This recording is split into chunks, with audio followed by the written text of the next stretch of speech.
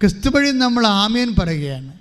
കാര്യം ഒരു വിശ്വാസിക്ക് ആമേൻ പറയാൻ പറ്റത്തുള്ളൂ, ഒരു പ്രത്യാശിക്കുന്നതിനെ ആമേൻ പറയാൻ പറ്റത്തുള്ളൂ. സർവ്വോപരി ദൈവത്തെ സ്നേഹിക്കുന്നവർക്ക് ക്രിസ്തു വഴി ആമേൻ പറയത്തുള്ളൂ. അപ്പോഴെന്താണ്? എല്ലാ വാഗ്ദാനങ്ങളും അവൻ വഴി നിങ്ങൾക്ക് അതേ തന്നെയാണ്. കൈയടിച്ചു കൊടുത്ത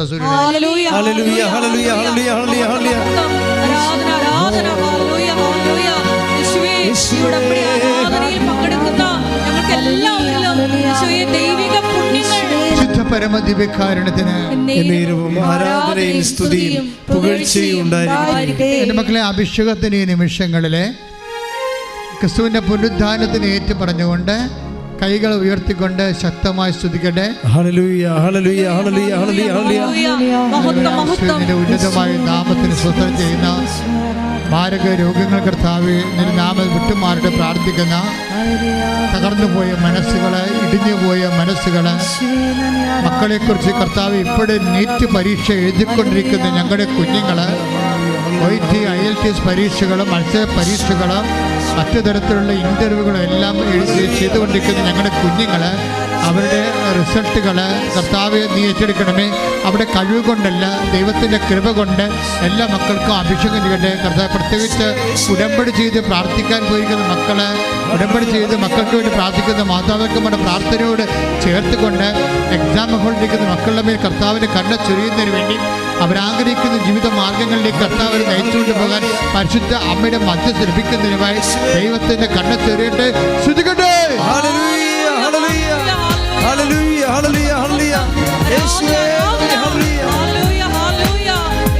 എൻ്റെ പ്രിയപ്പെട്ടവരെ, ഹെബ്രായർ 4:16 അനുസരിച്ചുകൊണ്ട് തക്ക സമയത്ത് കൃപാവരത്തിൻ്റെ സിംഹാസനമായ സകല വാഗ്ദാനങ്ങളും അതേ തന്നെ യേശുക്രിസ്തുവിലേക്ക് നമ്മളെ സമീപിക്കുന്നതിന് നമ്മളെ സഹായിക്കുന്ന ഏറ്റവും വലിയ മധ്യസ്ഥയാണ് ആരാണ്? അമ്മയാണ്. അതാണ് ഈ ഉടമ്പടി ഇത്രയും വലിയ ഫലങ്ങൾ ഉണ്ടാക്കാൻ. കാര്യം സത്യമാണ്. ഞാൻ ഇപ്പോൾ ഈശോയുടെ കൂടെ നിൽക്കുകയല്ലേ, അതായത് എന്നെ ഞെട്ടിപ്പിക്കുന്നുണ്ട്. എല്ലാ ദിവസവും നമ്മൾ ചിന്തിച്ചതും ആലോചിച്ചതും പ്രതീക്ഷിച്ചതും പ്രത്യാശൻ്റെ അപ്പുറത്ത് ദൈവം എന്തോ ഒരു നാശക്കുഴിയിൽ നിന്നാണ് മനുഷ്യന്മാരെ ഉടമ്പടിയുടെ ഒറ്റ ഉറപ്പിൽ പൊക്കിക്കൊണ്ട് വരണത്. എന്തിനാണ് ഞാൻ ഇങ്ങനെ പറയണമെന്ന് ചോദിച്ചാൽ, നിങ്ങൾ ഉടമ്പടി കുറച്ച് വൃത്തിയായിട്ട് ചെയ്യാൻ നോക്കണം. നിങ്ങളത് ഒരു കാരണവശാലും നിങ്ങൾ ഒരു ഉഴപ്പിയോ അല്ലെങ്കിൽ തീഷ്ണതയില്ലാതെയോ അല്ലെങ്കിൽ നിങ്ങൾ ചെയ്യാൻ വേണ്ടി ചെയ്തോ അങ്ങനെയൊന്നും ദൈവത്തെ പ്രകോപിപ്പിക്കരുത്.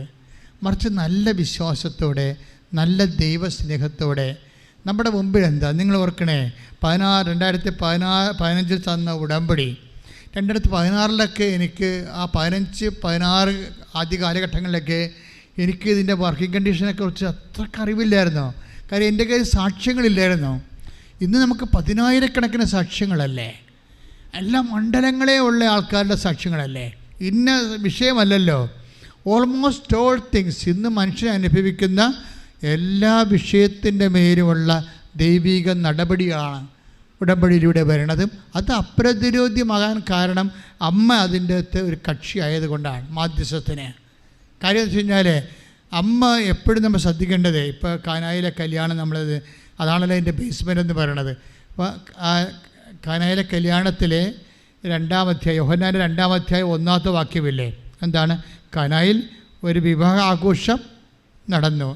പിന്നെന്താ പറഞ്ഞത്? യേശുവിൻ്റെ അമ്മയും സഹോദരന്മാരും യേശുവും ശിഷ്യന്മാരും അവിടെ ക്ഷണിക്കപ്പെട്ടിരുന്നു. അമ്മ അവിടെ ഉണ്ടായിരുന്നു. അതാണ് വിഷയം. അമ്മ അവിടെ ഉണ്ടായിരുന്നു. അത് നേരത്തെ പോയെന്നല്ല എൻ്റെ അർത്ഥം. യേശുവിനേക്കാൾ ആ വചനം എങ്ങനെ പോണത്? കാനായി എന്ന് പറഞ്ഞ കാനായിൽ ഒരു വിവാഹാഘോഷം നടന്നു. യേശുവും ശിഷ്യന്മാരും ക്ഷണിക്കപ്പെട്ടിരുന്നു. യേശുവിന്റെ അമ്മ അവിടെ ഉണ്ടായിരുന്നു. സംഭവം ഇതാണ്. അപ്പോൾ യേശുവിനേക്കാളും ശിഷ്യന്മാരെക്കാളും നേരത്തെ അമ്മ അവിടെ പ്രസൻ്റാണ്. എൻ്റെ ദൈവവേദലേ, ഞാൻ നിനക്ക് മുമ്പേ പോകുമെന്ന് പറഞ്ഞ പോലെ നിന്റെ ജീവിതം അമ്മയുടെ ഒരു വേ ഓഫ് ആക്ടിങ് ഭയങ്കര ഇൻറ്റിമസിയാണ്. എന്നുവെച്ചാൽ നിനക്കൊരു തകർച്ച വരുന്ന കുടുംബമായാലും ശരി, അല്ലെങ്കിൽ നിനക്ക് തകർച്ച ഉണ്ടാകാൻ പോണെങ്കിൽ ശരി, അമ്മ അവിടെ ആദ്യമേ പ്രസൻ്റ് ആയിരിക്കും. ഇത് നമ്മൾ തിരിച്ചറിയണം. ഇത് വല്ലാണ്ട് നമ്മൾ തിരിച്ചറിയണം. സുവിശേഷത്തിൻ്റെ ഘടനയാണത്. പിന്നെ എന്തുകൊണ്ടായിരിക്കാം യേശുവിനെയും അമ്മയെയും അവിടെ ക്ഷണിക്കരുത്? നമ്മൾ ഒരുമിച്ച് ക്ഷണിച്ച വേറെ ഒരു സ്ഥലമില്ലല്ലോ, ബൈബിളിലല്ലോ. അമ്മയെയും യേശുവിനെയും ഒരുമിച്ച് ക്ഷണിച്ച ഒരു സ്ഥലം ബൈബിളിലില്ലോ, ഇവിടെ മാത്രമേ ഉള്ളൂ. എന്തുകൊണ്ടായിരിക്കും? മേ ബി ചിലപ്പോൾ റിലേറ്റീവ് ആയിരിക്കും. ചിലപ്പോഴേ ആ കനായിലെ കല്യാണം നടത്തുന്ന കക്ഷി ഇവിടെ റിലേറ്റീവ് ആയിരിക്കും ചിലപ്പോൾ. പക്ഷേ ഈ റിലേറ്റീവ് ആകുമ്പോൾ ഞാൻ ഒരു കാര്യം ചോദിട്ടെ, എന്തുകൊണ്ട് ഒരു കാര്യം നമ്മൾ സിമ്പിളായിട്ട് നമുക്ക് മനസ്സിലാക്കാം. ഒരു ചോദ്യം ഞാൻ നിങ്ങളോട് ചോദിക്കുകയാണ്. എന്തുകൊണ്ട് പരിശുദ്ധ അമ്മ അവർക്ക് വേണ്ടി ഈശോയോട് മാധ്യസ്ഥം വഹിച്ചു? ഒരു മാനുഷികമായ ഉത്തരം പറഞ്ഞാൽ മതി. റിലേറ്റീവ് ആയതുകൊണ്ടാണ്, വേറെ പ്രശ്നമൊന്നുമില്ല അതിൻ്റെ അകത്ത്, അല്ലേ? അപ്പോൾ അതിൻ്റെ അകത്ത് നമുക്ക് കേവലമായിട്ട് അല്ലെങ്കിൽ ഡ്രോ ചെയ്യുന്ന സൊല്യൂഷൻ എന്താണ്? അമ്മയുടെ റിലേറ്റീവ് ആണെങ്കിൽ തീർച്ചയായിട്ടും നമുക്ക് വേണ്ടി മാധ്യസ്ഥം വഹിക്കും. ക്ലിയർ അല്ലേ? അത് ലോജിക്ക് അങ്ങനെയല്ലേ വർക്ക് ചെയ്യണത്. ഇനി റിലേഷൻ എന്ന് പറയുമ്പോൾ ഈശോ അമ്മയെ നിർത്തിക്കൊണ്ട് റിലേഷൻ ഡിഫൈൻ ചെയ്യുന്നൊരു വചനം ബൈബിളുണ്ട്, ഇല്ലേ? അമ്മയെ നിർത്തിക്കൊണ്ട് who is my mother, who is my brothers എന്ന് ചോദിക്കുന്ന സമയമുണ്ട്. എനിക്ക് തോന്നുന്നത് മത്തായിയുടെ സുവിശേഷമാണ്. സ്തുതിക്കട്ടെ, ഹല്ലേലൂയ.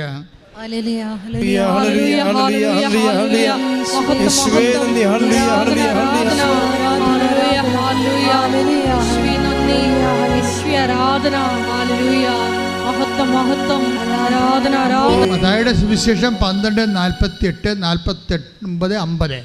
യേശു അവനോട് പറഞ്ഞു, യേശു അവരോട് പറഞ്ഞു, ആരാണ് എന്റെ അമ്മ, ആരാണ് എന്റെ സഹോദരർ, തന്റെ ശിഷ്യരുടെ നേരെ കൈ ചൂണ്ടിക്കൊണ്ട് അവൻ പറഞ്ഞു, ഇതാ എന്റെ അമ്മയും സഹോദരരും. സ്വർഗസ്ഥനായ എന്റെ പിതാവിന്റെ ഇഷ്ടം നിറവേറ്റുന്ന ആരോ അവനാണ് എന്റെ സഹോദരനും സഹോദരിയും അമ്മയും. ഇത് 50 12:50 എന്താണ്? ആരാണ് എൻ്റെ സഹോദരങ്ങൾ, ആരാണ് എൻ്റെ റിലേറ്റീവ്സ്? എന്താ ഈശോ പറയണത്? ഈശോയുടെ പറയുന്ന ഡെഫിനിഷൻ എന്താണ്? ഏറ്റു പറഞ്ഞ സ്വർഗസ്ഥനായ പിതാവിന്റെ ഇഷ്ടം നിറവേറ്റുന്നവരെ ആരോ അവരാണ് എൻ്റെ അമ്മയും സഹോദരങ്ങളും. അതാരാണ് ശരിക്കും പറഞ്ഞാൽ? അവൻ പറയണ പോലെ ചെയ്യുന്നവരല്ലേ? ക്ലിയർ അല്ലേ? അവൻ പറയണ പോലെ സ്വർഗസ്ഥന. 12:50 എന്താ പറയണത് മത്തായിയുടെ സുവിശേഷം? ആരാണ് എൻ്റെ സഹോദരന്മാർ? ആരാണ്? സ്വർഗസ്ഥനായ പിതാവിൻ്റെ പറഞ്ഞ് ഇഷ്ടം നിറവേറ്റുന്നവരെ ആരോ അവരാണ് എൻ്റെ സഹോദരങ്ങൾ. റിലേറ്റീവ്സ്, യേശുവിൻ്റെ റിലേറ്റീവ്സ് ആരാണ്? സ്വർഗസ്ഥനായ പിതാവിൻ്റെ ഇഷ്ടം നിറവേറ്റുന്നത്. എന്ന് വെച്ചാൽ ആരാണത്? അവൻ പറയണ പോലെ ചെയ്യുന്നവർ. അവൻ പറയണ പോലെ ചെയ്യുന്നവരാണ് സ്വർഗസ്ഥനായ പിതാവിൻ്റെ ഇഷ്ടം നിറവേറ്റുന്നവരെങ്കിൽ അതല്ലേ ഉടമ്പടി എടുത്ത ആൾക്കാർ. ഉടമ്പടി നിങ്ങളെ ദൈവത്തിൻ്റെ റിലേറ്റീവ്സായി മാറ്റും. ഉടമ്പടി ദൈവത്തിൻ്റെ ബന്ധുക്കളായി നിങ്ങളെ മാറ്റും. കൈയിട്ടിച്ച് കർത്താവിനെ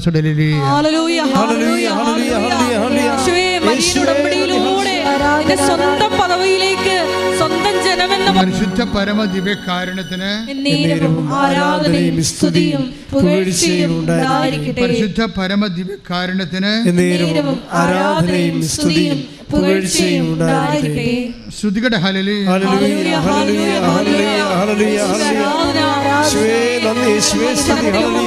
വഴി നടത്തുന്ന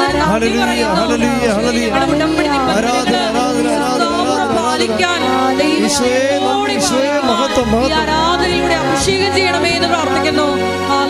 എപ്പോൾ എൻ്റെ മക്കൾ ശ്രദ്ധിക്കേണ്ടത്, ഈ റിലേഷൻ ഡിഫൈൻ ചെയ്യാതെ നിങ്ങൾ ഉടമ്പടിയുടെ സാക്ഷ്യം പോലും പറയരുത്. ഞാനൊരു ചേടത്തിനെ ഇവിടുന്ന് ഓടിച്ചിട്ടായിരുന്നു. ഇത് കാര്യം പരിസാറാണ് പറഞ്ഞു, അവരെ പറഞ്ഞുവിടാൻ പറഞ്ഞു. പരിസാറാണ് പറഞ്ഞത് സാക്ഷ്യം പറയപ്പെട്ടിരുന്നത്. ഞാൻ പറഞ്ഞു അവരെ പറഞ്ഞുവിടാൻ പറഞ്ഞു. എന്താ കാര്യം?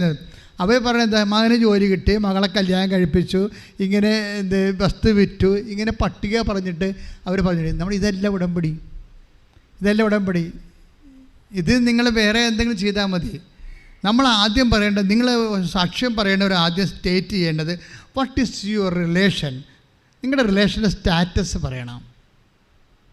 ഈ സാക്ഷ്യത്തിലേക്ക് നയിച്ച നിങ്ങളുടെ റിലേഷൻ്റെ ദൈവവുമായി, ഇത് റിലേഷനാണല്ലോ, അവൻ പറയണ പോലെ ചെയ്യണത് റിലേഷൻ ആവുമല്ലോ.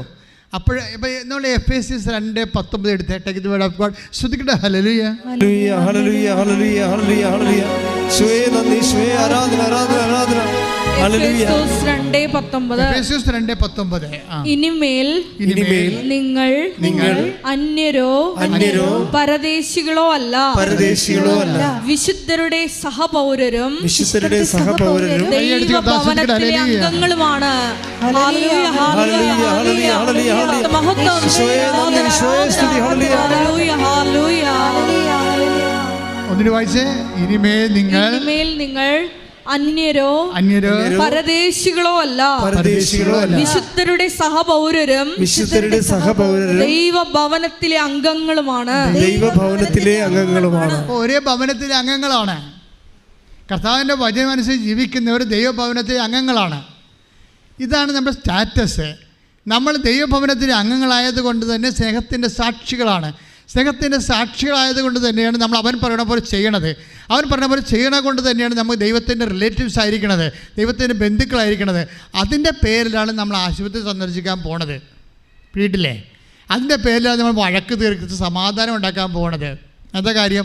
ദൈവത്തിൻ്റെ സമാധാന പാലകർ അനുഗ്രഹീതരാകുന്നു, അവർ ദൈവപുത്രരെന്ന് വിളിക്കപ്പെടും. എവിടെയെങ്കിലും സമാധാനം ഉണ്ടാക്കിയാൽ അപ്പോഴും നമ്മൾ ദൈവഭവനത്തിലെ അംഗങ്ങളായി. അപ്പോൾ ഉടമ്പടി എടുക്കുമ്പോൾ നമ്മൾക്ക് കിട്ടുന്ന ഒരു അവസരവും നിങ്ങൾ കളയരുത്. എന്താണ്? ഇപ്പോൾ നിങ്ങളുടെ ഒരു നാത്തുമാർ തമ്മിൽ ഭിന്നിച്ചിരിക്കുകയാണെന്ന് വിചാരിച്ചോ, അപ്പം നിങ്ങൾ ഉടനെ കുറുക്കനെ പോലെ രണ്ടാൾ തന്നെ അപ്പോൾ ഇടിച്ചിട്ട് ചോര കുടിക്കാമെന്ന് പറഞ്ഞപ്പോൾ പോകരുത്. ഏതെങ്കിലും ഒരു നാത്തുവിൻ്റെ കൂടെ കൂടിക്കഴിഞ്ഞാൽ നമുക്ക് ഒപ്പിക്കാൻ പറ്റുന്ന ഒപ്പിക്കുന്നത് അപ്പം തന്നെ നിങ്ങൾ ദുഷ്ടസന്തതിയാണ്, ദൈവത്തിൻ്റെ സന്തതിയല്ല. ഉടമ്പടി അതായത് എപ്പോഴും നമ്മൾ ശ്രദ്ധിക്കേണ്ടത് അവിടെ അവരെ എങ്ങനെ, നമുക്ക് നേട്ടമൊന്നും ഉണ്ടാകത്തില്ല, പക്ഷേ ദൈവത്തിന് നേട്ടം ഉണ്ടാകും, സാത്താൻ്റെ അവസരം പോകും. അതുകൊണ്ട് ഞാനവരെ എൻ്റെ നേട്ടം നോക്കിയല്ല, ഞാനവരെ ഐക്യപ്പെടുത്തും, ഒന്നിപ്പിക്കും. എന്താ കാര്യം? എൻ്റെ കർത്താവ് എന്നോട് പറഞ്ഞിട്ടുണ്ട്. എന്ത് പറഞ്ഞു? സമാധാന പാലകർ, സമാധാനത്തെ പാലിക്കുന്നവർ അനുഗ്രഹീതരാകുന്നു. എന്തുകൊണ്ടാവും പറഞ്ഞത്? അവർ ദൈവപുത്രരെന്ന് വിളിക്കപ്പെടും. ദൈവത്തിൻ്റെ ബന്ധുക്കളാകാനുള്ള മാർഗമാണ്. ഉടമ്പടിയെ നിങ്ങൾ നീതീകരിച്ചുകൊണ്ടേ ഇരിക്കണം. നിങ്ങളുടെ പ്രവർത്തനങ്ങൾ കൊണ്ടാണ് ഉടമ്പടി നീതീകരിക്കേണ്ടത്. Take the word of God. പ്രവർത്തനങ്ങൾ നീതീകരിക്കുക. ശ്രുതികട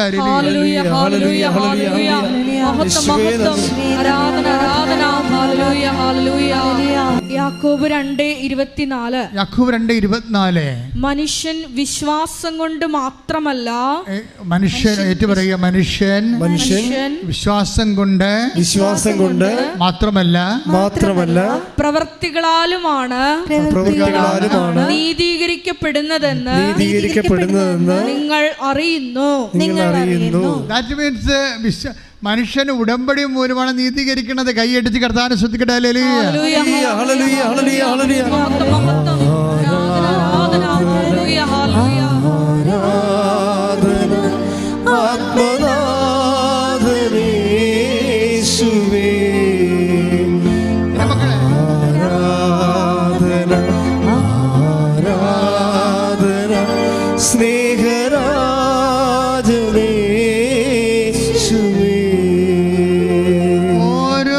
പ്രവർത്തനങ്ങളും ദൈവസ്നേഹത്തോടെ പ്രവർത്തനങ്ങളെല്ലാം നിങ്ങളുടെ ഉടമ്പടിയെ ജസ്റ്റിഫൈ ചെയ്യണത്. ദാറ്റ് മീൻസ് ഉടമ്പടി നീതീകരിക്കുന്നത് രണ്ട് തരത്തിലാണ്. അതായത് ഉടമ്പടി പ്രവർത്തനങ്ങളാൽ നീതീകരിക്കുമ്പോഴാണ് ദൈവം അടയാളങ്ങളിൽ അത് സാധൂകരിക്കുന്നത്. മനസ്സിലായ? നിങ്ങളെ പ്രവർത്തനങ്ങളാൽ ഉടമ്പടിയെ നീതീകരിക്കുന്നു, ദൈവം എന്ത് ചെയ്യും? അടയാളങ്ങളാൽ അത് സ്ഥിരീകരിക്കും. അപ്പോൾ പ്രവർത്തനങ്ങളാൽ നിങ്ങളെ നീതീകരിക്കുമ്പോൾ, ഉടമ്പടിയെ നീതീകരിക്കുമ്പോൾ ദൈവം അടയാളം കൊണ്ട് അതിനെ സാധൂകരിക്കുകയോ അല്ലെങ്കിൽ അടയാളം കൊണ്ട് അതിനെ സ്ഥിരീകരിക്കുകയും ചെയ്യും. Take the word of God 16:20 മർക്കോസിന്റെ സുവിശേഷം. ഹല്ലേലൂയ, ഹല്ലേലൂയ, ഹല്ലേലൂയ. മഹത്വം, മഹത്വം, ആരാധന, ആരാധന. മർക്കോസ് 16:20. മർക്കോസ് 16:20. അവർ എല്ലായിടത്തും പോയി പ്രസംഗിച്ചു. അവർ എല്ലായിടത്തും പോയി പ്രസംഗിച്ചു. കർത്താവ് അവരോട് കൂടെ പ്രവർത്തിക്കുകയും അടയാളങ്ങൾ കൊണ്ട് വചനം സ്ഥിരീകരിക്കുകയും ചെയ്തിരുന്നു. അടയാളമാണ് പ്രശ്നം. ഉടമ്പടിയിൽ 10,000കണക്കിന് അടയാളം കാണാൻ കാര്യം എന്താണ്? ഉടമ്പടിയെ ദൈവം സ്ഥിരീകരിക്കണത് കൊണ്ടാണ്. അപ്പോൾ നിങ്ങൾ അടയാളം മിസ്സാക്കി കളയരുത്. നിങ്ങൾ അതായത് ഉടമ്പടി സ്ഥിരീകരിക്കുന്നത് അടയാളം കാണുമ്പോഴാണ്. അതായത് എൻ്റെ മക്കളൊരു കാര്യം ചെയ്യണം. അതായത് സാക്ഷ്യം കേൾക്കുക മാത്രമല്ല, സാക്ഷ്യം ഷെയർ ചെയ്യണം. കാര്യം ആൾക്കാർക്കറിയാമല്ലോ, ആൾക്കാർക്ക് ഈ പ്രയാസങ്ങൾ കൂടുമ്പോഴേ ആൾക്കാർക്ക് എന്തെല്ലാം ഉണ്ടാകും, ഡൗട്ട് ഉണ്ടാകത്തില്ലേ? ഇല്ലേ? പ്രയാസങ്ങളുള്ളവർക്ക് എന്താ ഉണ്ടാകുന്നത്? ദൈവത്തിൽ അവർ സാധാരണ വിശ്വസിച്ച് പോണ ആൾക്കാരാണ്. ജന്മന അങ്ങനെ ജീവിച്ച് കരിക്കസമൊക്കെ കേട്ട് അത് കുർബാനൊക്കെ സ്വീകരിച്ച് വിശ്വാസത്തിൽ വളർന്ന് കുദാശ ജീവിതമൊക്കെ ആയിട്ട് അങ്ങനെ പോണ ആൾക്കാരാണ്. പക്ഷെ അവർക്കൊരു കടം വരുമ്പോൾ, അല്ലെങ്കിൽ മകൻ എന്തെങ്കിലും കഞ്ചാവിൽ പിടിച്ച് കഴിയുമ്പോൾ, അല്ലെങ്കിൽ മകൾ ആരുടെങ്കിലും പുറകെ ലൈനടിച്ച് കഴിയുമ്പോൾ അവരുടെ ഐസി അടിച്ച് പോവും. അവരുടനെ ഡൗട്ടായി പോവും. ഞാൻ ഇത്രയും നാളും ദൈവത്തിനല്ല വിളിച്ചത്, എന്നിട്ടിപ്പോൾ എനിക്കിങ്ങനെ സംഭവിച്ചല്ല എന്നൊക്കെ പറഞ്ഞിട്ട് അവർക്ക് പ്രാർത്ഥിക്കാൻ തോന്നത്തില്ല, അല്ലേ? അങ്ങനെ ഉള്ളവർക്ക് അവർ സംശയം, അത് അവരുടെ മാത്രം കുഴപ്പമില്ല, അത് ഈ ഭൂമിയിൽ മനുഷ്യന്മാരുടെ സ്വഭാവത്തിലുള്ളതാണ്. ഇപ്പോൾ യോഹന്നാൻ മാന്താന ജയിലിൽ കിടന്ന് മൂട്ട കടിച്ചപ്പോഴല്ലേ ക്രിസ്തുവിനെ വേറെ ആളെ നീ തന്നെയാണോ വേറെ ഉണ്ടാന്നൊക്കെ ചോദിച്ചത്? ഇത് ഈ മനുഷ്യൻ്റെ അവസ്ഥയാണിത്. ആരാണ്? ഇതാണ് ദൈവത്തിൻ്റെ കുഞ്ഞാടെന്ന് പറഞ്ഞ ആളെ. 1:29 വായിച്ച് യോഹന്നാൻ. ശ്രദ്ധിക്കട്ടെ. ഹല്ലേലൂയ, ഹല്ലേലൂയ, ഹല്ലേലൂയ, ഹല്ലേലൂയ, ഹല്ലേലൂയ, ഹല്ലേലൂയ. യേശുവേ നന്ദി, യേശുവേ സ്തുതി. ഹല്ലേലൂയ, ഹല്ലേലൂയ, ഹല്ലേലൂയ. യേശുവേ മഹത്വം, മഹത്വം, മഹത്വം, മഹത്വം. ഹല്ലേലൂയ. യോഹന്നാൻ 1:29. അടുത്ത ദിവസം യേശു തന്റെ അടുത്തേക്ക് വരുന്നത് കണ്ട് അവൻ പറഞ്ഞു, ഇതാ ലോകത്തിന്റെ പാപം നീക്കുന്ന ദൈവത്തിന്റെ കുഞ്ഞാട്. അപ്പോഴേ യേശു അടുത്ത് വരുമ്പോഴാണ് നമ്മൾ യേശുവെ സ്തോത്രം, യേശു ആരാധന എന്നൊക്കെ പറഞ്ഞ് നമ്മൾ വിശ്വസിക്കണത്. പക്ഷേ യേശു അകന്നു പോകുന്ന സമയങ്ങളുണ്ട്. അതാണ് ഇതിൻ്റെ പ്രോസസ്സ്. ക്രിസ്തു എന്ന് പറയുമ്പോൾ എപ്പോഴും നമ്മൾ മനസ്സിലാക്കേണ്ടത് ദൈവത്തിൻ്റെ ഒരു ഒരു സ്കീമാണത്. ശരിക്കും നീ ദൈവത്തെ അനുഭവിക്കുന്നതും അനുഭവിക്കാതിരിക്കുന്നതും ക്രിസ്തു എന്ന ഒറ്റ മീഡിയത്തിലാണ്. ഇനി ക്രിസ്തു അകന്നു പോകുന്ന സമയമുണ്ട്. അപ്പോഴാണ് നമുക്ക് ഇരുട്ട് കയറണതും ഡൗട്ട് അടിക്കണതും, നമുക്ക് ജോലി നഷ്ടപ്പെടുന്നത്. നമ്മുടെ ഇങ്ങനെ കപ്പിനും ചുണ്ടിനും ഇടയ്ക്ക് വെച്ചിട്ട് ആൾക്കാർ പറഞ്ഞു, എൻ്റെ 6ാമത്തെ ആളാണ് ഞാൻ റാങ്കിലേ, ഞാൻ അതും വിചാരിച്ചുകൊണ്ടിരുന്നിട്ട് ഒരു പരീക്ഷയും ഞാൻ എഴുതിയില്ല. നിന്നോട് ആരെ പറഞ്ഞ് പരീക്ഷ എഴുതാതിരിക്കാൻ? ദൈവം ബുദ്ധി തന്നിട്ടില്ലേ? ദൈവം ബുദ്ധി തന്നിരിക്കണത് എനിക്കിത് മതി, എനിക്കിത് കിട്ടുമെന്നും പറഞ്ഞ് അവൾ PSCയുടെ ഒരു പരീക്ഷ എഴുതിയിട്ടില്ല. എന്താ കാര്യം? 6ാമത്തെ റാങ്കാണ്. 5ാമത്തെ റാങ്കിൽ വെച്ച് റാങ്ക് ലിസ്റ്റ് ക്യാൻസലായിപ്പോയി. പോരെ? അതോടുകൂടി പിന്നെ പ്രാർത്ഥനയും തീർന്ന്. ക്രിസ്തു അകന്നു പോകുന്ന അവസ്ഥകൾ ഇത് ജീവിതത്തിലുള്ളതാണ്. ഇത് നമ്മൾ നേരത്തെ അഡ്രസ്സ് ചെയ്യണം. അപ്പോൾ നിങ്ങൾക്ക് തോന്നുന്നു, അയ്യോ എൻ്റെ പ്രാർത്ഥനയ്ക്ക് മിസ്റ്റേക്ക്. എൻ്റെ പ്രാർത്ഥനയ്ക്കല്ല മിസ്റ്റേക്ക്, നിനക്ക് തന്ന വിവേകം നീ ഉപയോഗിച്ചില്ല. വിവേകമെന്ന് വെച്ചാൽ ഫെയ്ത്ത് ആൻഡ് പ്രൂഡൻസ്. ഫെയ്ത്ത് ഒരു വെർച്യുവാണ്. Faith is a virtue. വിശ്വാസം ഒരു പുണ്യമാണ്. പക്ഷേ പ്രൂഡൻസ് എന്ന് പറയുന്നത് എന്താണ്? It's a queen of virtue.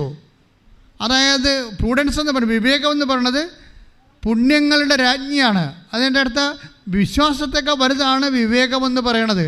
അപ്പം നീ ഇപ്പോൾ റാങ്ക് 6ാം നമ്പർ ഉണ്ടെങ്കിലും 6ാം റാങ്കിൽ കിടക്കുന്നുണ്ടെങ്കിലും നീ എനിക്കിത് മതി എന്നതിൻ്റെ കാര്യമില്ല. ദൈവം ഏതാണ് തരണം നമുക്കറിയത്തില്ല. We are living in a competitive world. അത്രയും കോമ്പറ്റീഷനാണ് ഉള്ളത്. അതുകൊണ്ട് ആദ്യം നിലനിൽക്കുകയാണ് പ്രശ്നം. അല്ലാതെ ആദ്യമേ കയറി കസേര ഇരിക്കുകയല്ല പ്രശ്നം. ആദ്യം ഒന്ന് നിലനിൽക്കണം നമ്മൾ. അപ്പോൾ ഞാൻ എല്ലാ മക്കളോട് ഇവിടെ പ്രാർത്ഥിക്കാൻ ഇവിടെ വരുന്നുണ്ട്. ഞാൻ പറയും, എൻ്റെ മകളെ എങ്ങനെയെങ്കിലും നീ ഭക്ഷണം കഴിക്കാനുള്ള മാർഗ്ഗം കാണിച്ചെടുക്ക്. അത് കഴിഞ്ഞ് നീ ഡോക്ടറാകെ വേറെ MDക്ക് പോകുക എന്തെങ്കിലും ചെയ്തോ. അത് ജീവിക്കാൻ നീ ഇപ്പോൾ വയസ്സ് 26 ജീവിക്കാൻ ആദ്യം ഒരു സ്റ്റെപ്പ് എടുക്കുക. അല്ലാതെ നിനക്കിത് എല്ലാം നിനക്ക് സ്റ്റാറ്റസ് അനുസരിച്ച് നിൻ്റെ കൂട്ടുകാർ ഇപ്പോൾ എവിടെയാണ് എത്തിയിരിക്കുന്നത് അത് വെട്ടിപ്പുഴുങ്ങി നിനക്ക് തന്നാൽ മാത്രമേ നീ മുന്നോട്ട് പോകത്തുള്ളൂ, എന്നാൽ മാത്രമേ നിനക്ക് ദൈവമുള്ളൂ എന്നൊക്കെ പറഞ്ഞാൽ it is against prudence. It's against prudence. നമ്മൾ ബി പ്രാക്ടിക്കൽ. നമ്മൾ ഈ വിഷയത്തിൽ പ്രാക്ടിക്കലായിരിക്കണം. ദൈവം എനിക്ക് നിശ്ചയിച്ചിരിക്കുന്ന വേദികളിൽ ഞാൻ സംതൃപ്തനാണ്. അതുകൊണ്ട് ഇപ്പോൾ തന്നെ സർക്കസ് 24 കൊല്ലം 50 കൊല്ലം സർക്കസ് കാണിക്കുന്ന ആൾക്കാർ കണ്ടില്ലേ? ഇപ്പോഴല്ലേ ഈ മൃഗങ്ങളുടെ നിയമം വന്നപ്പോഴല്ലേ സർക്കസൊക്കെ കുറച്ച് ഡൗൺ ആയത്. സർക്കസ് ഉണ്ടായിരുന്ന കാലത്ത് ഞാൻ ഒറ്റ സർക്കസ് കണ്ടിട്ടുള്ള ആളാണ്, നിങ്ങളും കണ്ടിട്ടുള്ള ആളാണ്. പക്ഷേ 20 കൊല്ലം 30 കൊല്ലമൊക്കെ സർക്കസിലുള്ള ആൾക്കാരും സർക്കസ് കാണിക്കണ വല കെട്ടിയിട്ടാണ്. ഉറപ്പല്ലേ? അല്ലേ? വല കെട്ടാതെ വലിയ സർക്കസ് കാണിക്കുക. അവർ 30 കൊല്ലം അവർക്ക് എക്സ്പീരിയൻസ് ഉള്ളതാണ് സർക്കസിൽ. മുകളിൽ ഇതിലുള്ള ഊഞ്ഞാലാട്ടത്തിലൊക്കെ അവർക്ക് 30 കൊല്ലത്തെ എക്സ്പീരിയൻസ് ഉള്ളതാണ്. പക്ഷേ ഒരു സെക്കൻഡ് മതി കൈവിട്ട് പോകാൻ. പക്ഷെ അപ്പോൾ വല കെട്ടും അവർ. അതുപോലെ വല കെട്ടാതെ ജീവിച്ചിട്ട് കാര്യമില്ല. നമ്മൾ ഒരു സ്റ്റെപ്പ് എടുക്കുമ്പോൾ അതിൻ്റെ സ്റ്റെപ്പ് കർത്താവ് എന്താ പറഞ്ഞത്? നിങ്ങൾ സർപ്പങ്ങളെപ്പോലെ എല്ലാം പ്രാവിനെ പോലെ ഇങ്ങനെ നിഷ്കളങ്കം പഠിപ്പിച്ചൊക്കെ എന്ത് കാര്യമില്ലെന്നാണ് പറയണത്. നിഷ്കളങ്കതയെ ആദ്യം സർപ്പം എന്താണ്? സർപ്പം നമ്മളൊരു ഇപ്പോൾ ഒരു വേലിയുടെ അരികിൽ കൂടി ഒരു പാമ്പ് പോകുകയാണെന്നുണ്ടെങ്കിൽ നമ്മൾ വേലിയായിട്ടൊരു കല്ലുകൊണ്ട് എറിഞ്ഞാൽ മതി. പാമ്പിനെ കാണാനില്ല. എന്താ കാര്യം? അത് ഇങ്ങനെ 2 നാക്കിട്ട് കളിപ്പിച്ച് എവിടെയെങ്കിലും അപകടം ഉണ്ടായാലും ഒളിക്കാനുള്ള സ്ഥലം നിര നോക്കി വെച്ചുകൊണ്ടാണ് പോണത്. അപകടം ഉണ്ടാകുമെന്നതിന് ഉറപ്പാണ്. പാമ്പിനെ സംബന്ധിച്ചത് അപകടം ഉണ്ടാകുമെന്ന് ഉറപ്പാണ്. ഇത് മനുഷ്യനാണ്. ഒരു അപകടം ഉണ്ടാകില്ലെന്ന് പറഞ്ഞ് അടക്കിയടിക്കും. നാണമില്ലേ? അപകടം ഉണ്ടാകും. അതുകൊണ്ട് പാമ്പിനെ പോലെ ഈശോ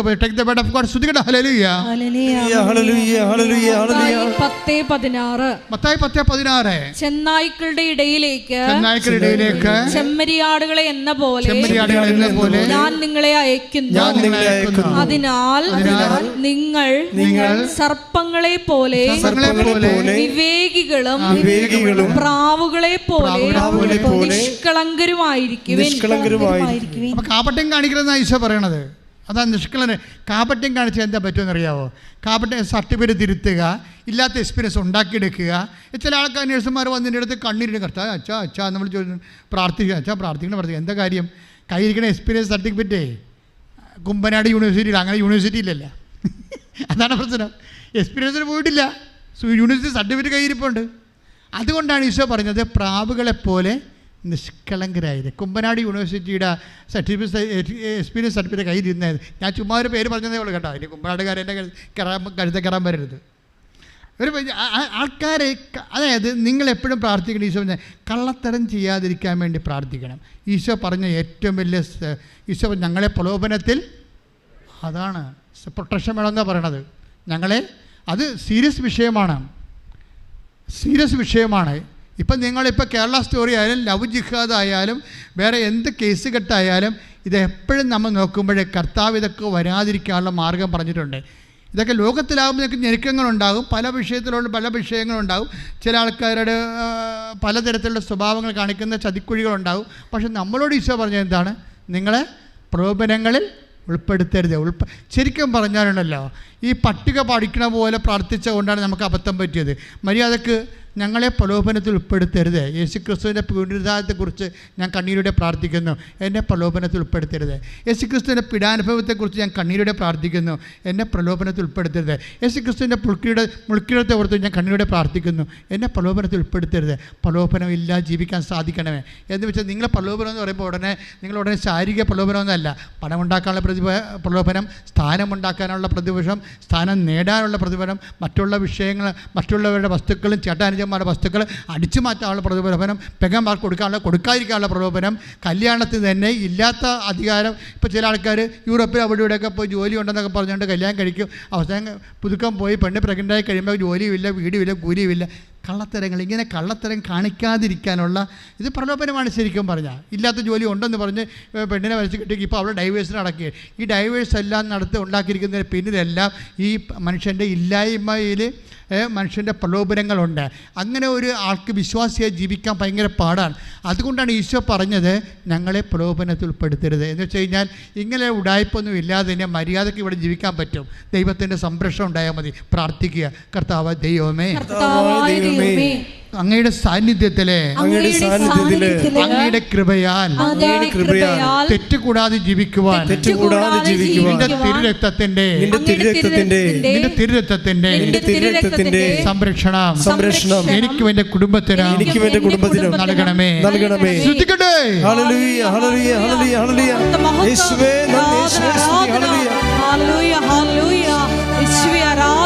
അപ്പോൾ നമ്മൾ വളരെ സുശക്തമായ ഒരു ഫോർമുല ദൈവനാമത്തെ സ്വീകരിച്ചുകൊണ്ട് നമ്മൾ ദൈവത്തിൻ്റെ ബന്ധുക്കളായി നമുക്കറിയാം. അതായത് എപ്പോഴും സ്റ്റാറ്റസ് പറയണം. ഇപ്പം ഞങ്ങളൊക്കെ പള്ളിയിലൊക്കെ ഇരിക്കുമ്പോൾ മെത്രാച്ചന്മാർ 5 കൊല്ലം കൂടുമ്പോൾ പള്ളി വരുന്നില്ലേ അല്ലേ? പാസ്റ്റ് വിസിറ്റ് മെത്രാച്ചന്മാർ 5 കൊല്ലം കൂടുമ്പോൾ പള്ളികൾ വരും, ഒപ്പുരിഷമ കൊടുക്കും. നിങ്ങൾക്ക് ഒപ്പുരിഷമ കൊടുക്കുന്ന കാര്യമല്ലേ അറിയാൻ പാടുള്ളൂ. മെത്രാച്ചന്മാർ 5 കൊല്ലം കഴിയുമ്പോൾ ഒന്ന് ഒപ്പുരിഷമ തരുമെന്നില്ല അറിയാം. ഞങ്ങൾ എന്തെല്ലാം പാടുപെടണമെന്നറിയാമോ? കണക്കെല്ലാം കറക്റ്റ് ചെയ്ത് വെക്കണം, ജ്ഞാനസ്ഥാന സർട്ടിഫിക്കറ്റ് കറക്റ്റ് ചെയ്ത് വെക്കണം, ഒപ്പുരിഷമ സർട്ടിഫിക്കറ്റ് കറക്റ്റ് ചെയ്ത് വെക്കണം. പുറത്തുനിന്ന് വന്ന ജ്ഞാനസ്ഥാനങ്ങൾ എത്ര, ഇവിടുന്ന് പോയ ജ്ഞാനസ്ഥാനങ്ങൾ എത്ര ഒരു കത്ത് കൊടുത്തു, രൂപത്തിൽ നിന്ന് 10 കത്തുകൾ, ഇങ്ങനെ 10,000 ഫയലാണ്. ഈ ഫയലും പിന്നെ അതിൻ്റെ ഓഡിറ്റിങ്ങും, ഇൻറ്റേർണൽ ഓഡിറ്റിങ്ങും, എക്സ്റ്റേണൽ ഓഡിറ്റിങ്ങും, രൂപത ഓഡിറ്റിങ്ങും, ഗവൺമെൻറ് ഓഡിറ്റിങ്ങും, ഇതിനെല്ലാത്തിൻ്റെ അപ്ഡേഷൻ വെച്ചിട്ട് ഇതെല്ലാം വികാരി ജനറൽ വന്ന് ഒപ്പിട്ടണം. പിന്നെ കാസ എല്ലാം പൂശിയതാണെന്ന് നോക്കും. കാര്യം കർത്താവ് എഴുന്നള്ളി ഒരാളുടെ കാസ വീഞ്ഞെടുത്ത് അതൊക്കെ ക്ലാവ് പിടിച്ചിരിക്കും. അപ്പോൾ അതോടെ വരുമ്പോൾ അതോടെ അച്ഛൻ്റെ പട്ടത്തിനൊരു തീരുമാനം ഉണ്ടാവും. അപ്പോൾ അതുകൊണ്ട് അപ്പം തന്നെ അച്ഛൻ എവിടെയെങ്കിലും നിക്ഷേപത്തിൽ നിന്നുള്ള ചെമ്മിന അല്ലെങ്കിൽ സ്വർണ്ണ വളയൊക്കെ കൊണ്ടുപോയി നിക്ഷേപത്തിൽ ആൾക്കാർ തന്നിരിക്കണ കൊണ്ടുപോയി സ്വർണ്ണക്കടയിൽ കൊടുത്തിട്ട് ഈ കാസ എല്ലാം പൂശി കൊണ്ടുവന്ന് വെക്കും. വികാരി ജനറൽ വന്നിട്ട് കാസ തിരിച്ചു മറിച്ച് നോക്കും. എന്താ കാര്യം? ഇത് പൂശിയിട്ടുണ്ടാകുന്നു. എന്താ കാര്യം? പൊന്ന് പൂശിയ കാസ. എന്താ അവിടെ വരാൻ പോണത് ആരാണ്? ഈശോയാണ്. സഭ എന്തുമാത്രം കർക്കശ്യമായിട്ടാണ് കർത്താവിൻ്റെ തിരുരക്തത്തിൻ്റെ സാന്നിധ്യം ഇത്രയും അമൂല്യമായ നിധി സൂക്ഷിക്കണത്. ശ്രദ്ധിക്കട്ടെ.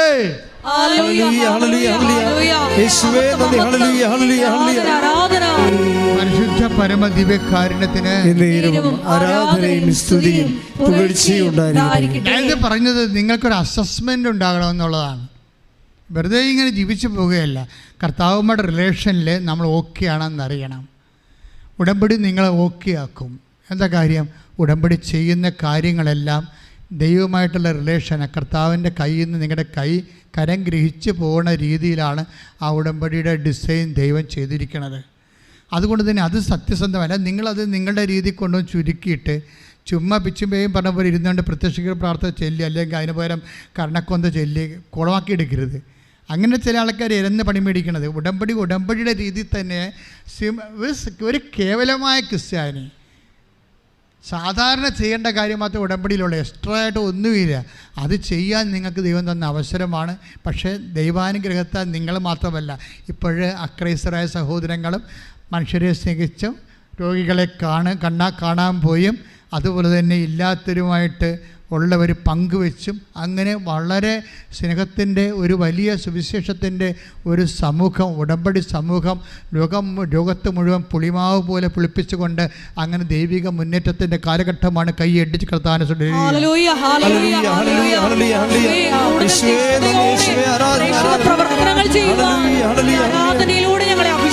എഴുന്നേൽക്കുക. എല്ലാവരും എഴുന്നേൽക്കുക.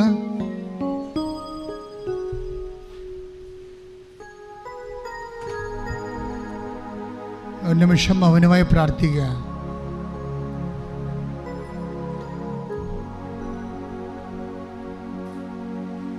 വികാരുണ്യത്തിൽ എഴുന്നേറ്റിരിക്കുന്ന ജീവിക്കുന്ന കർത്താവിനെ നോക്കിക്കൊണ്ട് പ്രാർത്ഥിക്കുക. നിങ്ങളുടെ ഉടമ്പടി ആവശ്യങ്ങൾ, ഉടമ്പടി നിയോഗങ്ങൾ സമർപ്പിച്ചുകൊണ്ട് പ്രാർത്ഥിക്കുക. ഉടമ്പടി നിബന്ധനകളെ അനുസ്മരിച്ചുകൊണ്ട് പ്രാർത്ഥിക്കുക.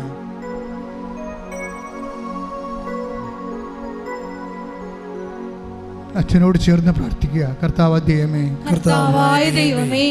ഉടമ്പടി എടുത്ത എല്ലാ മക്കളെയും പരിശുദ്ധമ്മേ ദൈവമാതാവേ, അമ്മയുടെ മാധ്യസ്ഥനായി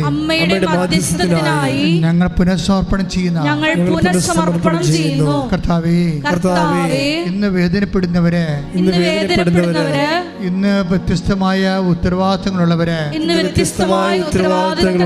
ഈ ആഴ്ചയിലെ വ്യത്യസ്തമായ ഉത്തരവാദിത്തമുള്ളവരെ, ബാങ്കിൽ പോകുന്നവരെ, ബാങ്കിൽ പോകുന്നവര്, പരീക്ഷയ്ക്ക് പോകുന്ന കുഞ്ഞുങ്ങള്, അതുപോലെ തന്നെ ഓപ്പറേഷന് പോകുന്ന രോഗികള്, സാമ്പത്തിക വിഷയങ്ങൾക്ക് പരിഹാരം കാണാൻ പോകുന്നവര്, കോടതി പോകുന്നവര്, വസ്തു അളക്കുന്നവര്, പുരപണിയുന്നതിനായ വ്യായാമങ്ങളില് വ്യത്യസ്തമായ വിഷയങ്ങളില് ഏർപ്പെട്ടിരിക്കുന്നവര്, കർത്താവേ, മക്കളില്ലാത്തവര്, മക്കൾക്ക് രോഗമായവര്, ഓട്ടിസം ബാധിച്ചവര്, ഹൈപ്പർ ആക്ടിവിറ്റി ഉള്ളവര്, ഗർഭിണികള്, ഗർഭസ്ഥമായ കുഞ്ഞുങ്ങൾക്ക് ഡോക്ടർ നിർദ്ദേശിച്ചിരിക്കുന്ന അബോർഷൻ നിശ്ചയിച്ചിരിക്കുന്നവര്, അറിയാത്തവര്, ഗർഭത്തിൽ അനക്കമില്ലാത്ത കുഞ്ഞുങ്ങള്, ഹാർട്ട് ബീറ്റില്ലാത്ത കുഞ്ഞുങ്ങള്, പരിശുദ്ധമേ ദേവമാതാവേ ഇപ്പോൾ ഏറ്റെടുക്കണമേ. PCOD രോഗികള് ഇപ്പോൾ സ്പർശിക്കണമേ. സിസ്റ്റ് രോഗികള്, ശരീരത്തില് സിസ്റ്റുള്ളവര്, ഗർഭാശയത്തില്, കരളിലുകള്, ആന്തരിക അവയവങ്ങളില് സിസ്റ്റുള്ളവര് യേശുവിന്റെ നാമത്തിൽ ഞങ്ങൾ കൽപ്പിക്കുന്നു. മാരക രോഗങ്ങൾ യേശു നാമത്തിൽ വിട്ടുമാറട്ടെ.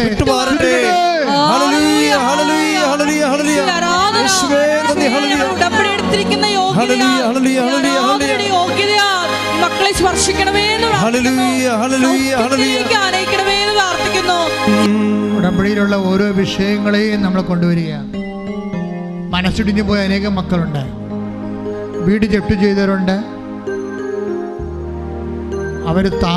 അവർ ജോലി ചെയ്യുന്ന കെട്ടിടം ജപ്തി ചെയ്തവർ, വ്യവസായശാലകൾ, വ്യാപാരശാലകൾ ജപ്തി ചെയ്തവരുണ്ട്. അതെല്ലാം തിരിച്ചെടുക്കാൻ പരിശുദ്ധ അമ്മയ്ക്ക് കഴിയും. അമ്മയുടെ മാധ്യസ്ഥത്തിന് ഈശോ അത് ചെയ്തു കൊടുക്കുമെന്ന് നമ്മൾ വിശ്വസിച്ചുകൊണ്ട് ഉറുമ്പ് പോലെ നീണ്ടുപോകുന്ന, ഇഴഞ്ഞു പോകുന്ന, വളരെ ഒരു മാറ്റവും ഇല്ലാത്ത, ഒരു മുന്നേറ്റമില്ലാത്ത മരവിച്ചു പോയ വിഷയങ്ങൾ, നിന്നുപോയ വിഷയങ്ങളെല്ലാം യേശുവിൻ്റെ നാമത്തിൽ, യേശു നാമത്തിൽ വിടുതൽ പ്രാപിക്കട്ടെ.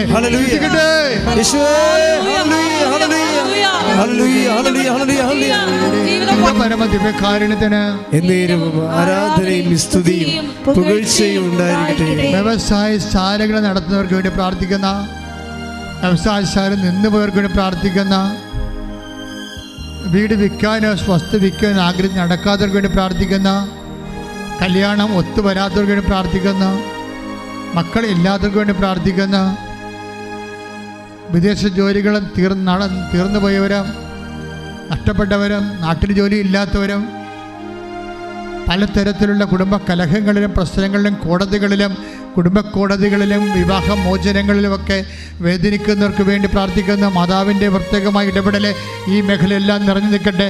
ദൈവത്തിൻ്റെ ശക്തി പ്രവർത്തിക്കട്ടെ.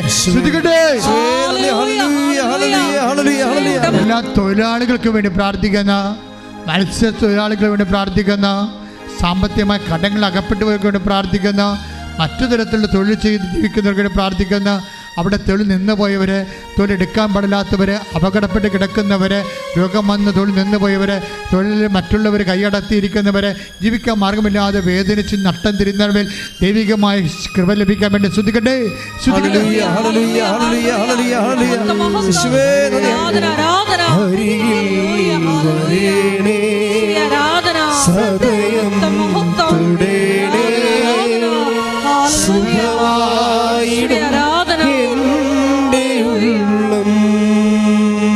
വിദേശത്ത് ജോലി ചെയ്യുന്നവർക്ക് വേണ്ടി പ്രാർത്ഥിക്കുന്ന, ജോലി നഷ്ടപ്പെട്ടവർക്ക് വേണ്ടി പ്രാർത്ഥിക്കുന്ന, വിദേശത്ത് ജയിലിൽ കിടക്കുന്നവർക്ക് വേണ്ടി പ്രാർത്ഥിക്കുന്ന, വിസ നഷ്ടപ്പെട്ടവർക്ക് വേണ്ടി പ്രാർത്ഥിക്കുന്ന, വിസയുടെ കാലാവധി തീരാൻ പോയിട്ടും ജോലി കിട്ടാത്തവർക്ക് വേണ്ടി പ്രാർത്ഥിക്കുന്നു, വിസിറ്റിന് പോയവർക്ക് വേണ്ടി പ്രാർത്ഥിക്കുന്നു. ദൈവത്തിൻ്റെ കരുണ ഈ നിമിഷം അവർക്ക് ചൊരിയട്ടെ.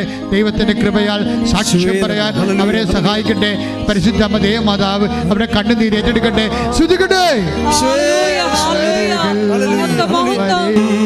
ഹൃദയ രോഗികൾക്ക് വേണ്ടി പ്രാർത്ഥിക്കുന്ന, കരരോഗികൾക്ക് വേണ്ടി പ്രാർത്ഥിക്കുന്നു, പാങ്ക്രിയാസ് രോഗികൾക്ക് വേണ്ടി പ്രാർത്ഥിക്കുന്നു, സ്പോണ്ടിലോസിസ്റ്റുകൾക്ക് വേണ്ടി പ്രാർത്ഥിക്കുന്നു, സ്പൈനൽ കോഡിന് വേണ്ടി പ്രാർത്ഥിക്കുന്നു, തലയിലെ രക്തം കട്ടുപിടിക്കുന്നവർക്ക് വേണ്ടി പ്രാർത്ഥിക്കുന്നു, വാൽവ് ദ്രവിച്ചവർക്ക് വേണ്ടി പ്രാർത്ഥിക്കുന്നു, വാൽവ് ബ്ലോക്കാർക്ക് വേണ്ടി പ്രാർത്ഥിക്കുന്നു. യേശു ക്രിസ്തുവിന്റെ ഉന്നതമായ നാമത്തിൽ മാരക രോഗങ്ങൾ മാറിപ്പോകട്ടെ.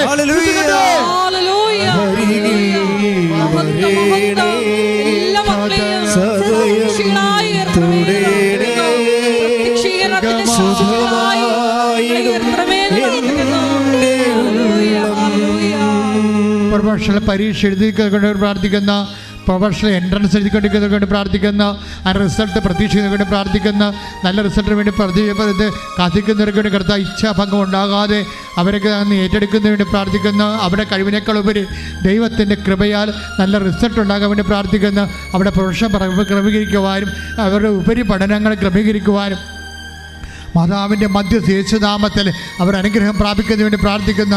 ശ്രുതികട്ടെ.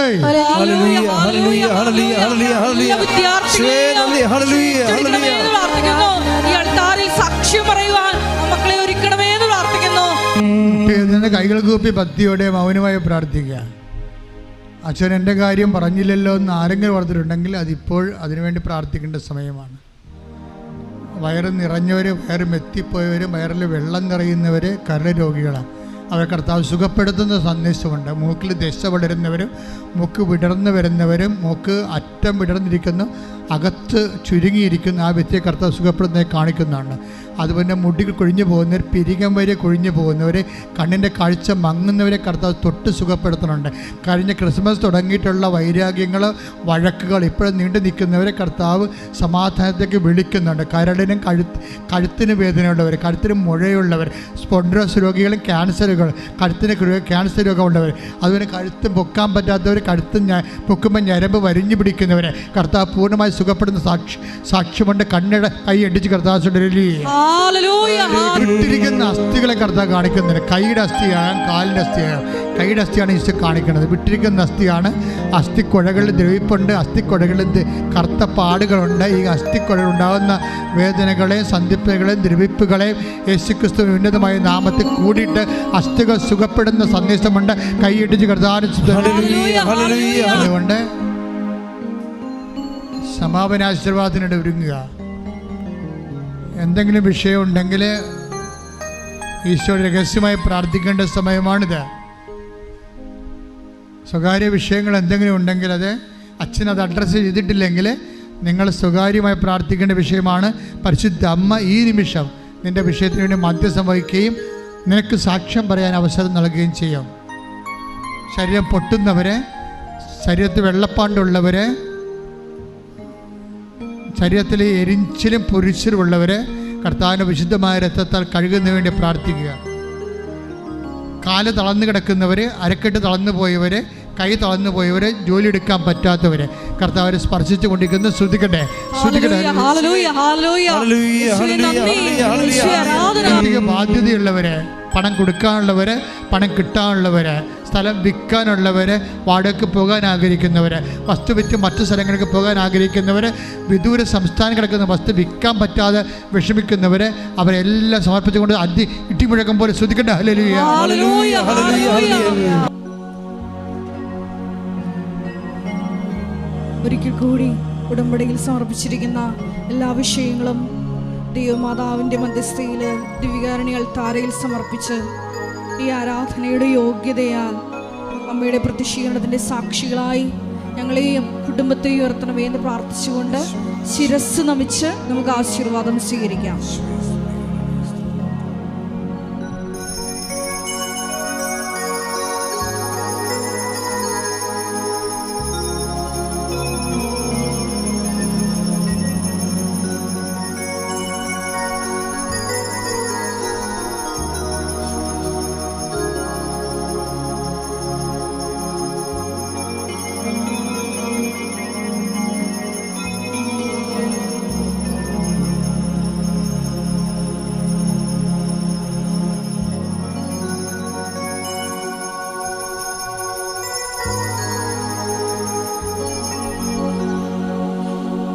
പരിശുദ്ധ പരമമാ ദിവ്യകാരുണ്യമേ